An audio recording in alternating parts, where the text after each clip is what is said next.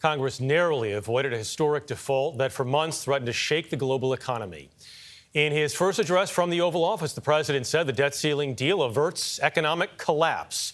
The U.S. jobs market remains strong despite a stalemate in negotiations last month. Employers added 339,000 jobs in May to mark the 29th consecutive month of positive job growth. Wall Street rallied behind the surprisingly strong jobs report and the debt ceiling deal vote.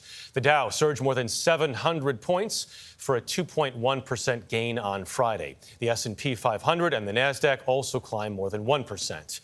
Christina Ruffini reports from the White House. Christina, good morning.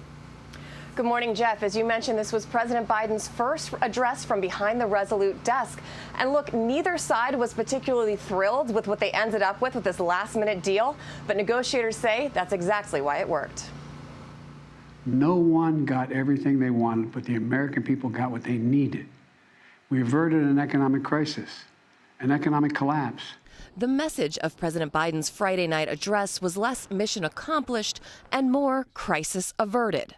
Passing this budget agreement was critical. The stakes could not have been higher. Kicking off the summer with a rare congressional compromise. On this vote, the yeas are 63, the nays are 36. The measure to raise the debt ceiling and cut federal spending passed both chambers with bipartisan votes. You know, the Biden-McCarthy deal is not conservative in any way, shape, or form. This isn't the piece of legislation I would write, but at the same time, we can't risk defaulting. And in another bright spot for the economic outlook, Friday's jobs report.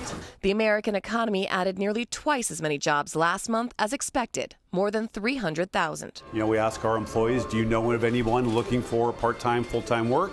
But that hiring boom could mean the economy is still overheated, forcing the Federal Reserve to keep taking action against inflation. The Fed is actually now in a tough position. They may be forced to raise interest rates by another 1/4 percentage point because the labor market is still fairly strong. The White House says the president will likely sign that compromise bill as soon as later today. But for at least one of the credit rating agencies, the deal didn't come soon enough. And they're keeping the U.S. on a watch list for a potential downgrade. Dana? Just like any normal person would be. All right, Christina, thank you.